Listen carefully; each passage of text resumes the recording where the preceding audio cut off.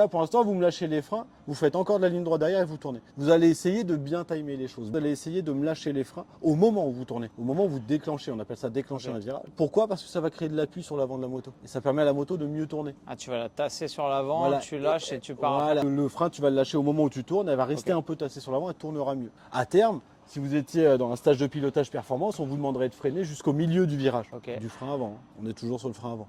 Et du coup, la dégressivité du frein, elle commencerait qu'à partir du moment où la moto s'incline. Tu vois, j'incline la moto d'1 degré, j'enlève 2% de pression de frein. Dès que je suis à 100% entre guillemets de l'angle pris avec la moto, c'est seulement là que je lâche les freins. Et il y a une proportionnelle en fait, je vais relâcher les freins avec l'angle. Ça c'est plus tard dans votre pilotage, mais retenez qu'il est possible de freiner de l'avant sur l'angle. Parce que c'est quelque chose, au permis on vous a souvent dit, freine pas de l'avant quand ça tourne. Mais pas. Et oui, pas mais la réalité elle est juste là. Elle est que, en fait, ok. quand on vous apprend au permis, c'est pareil, on sait bien que vous débutez un petit peu dans le truc de la moto.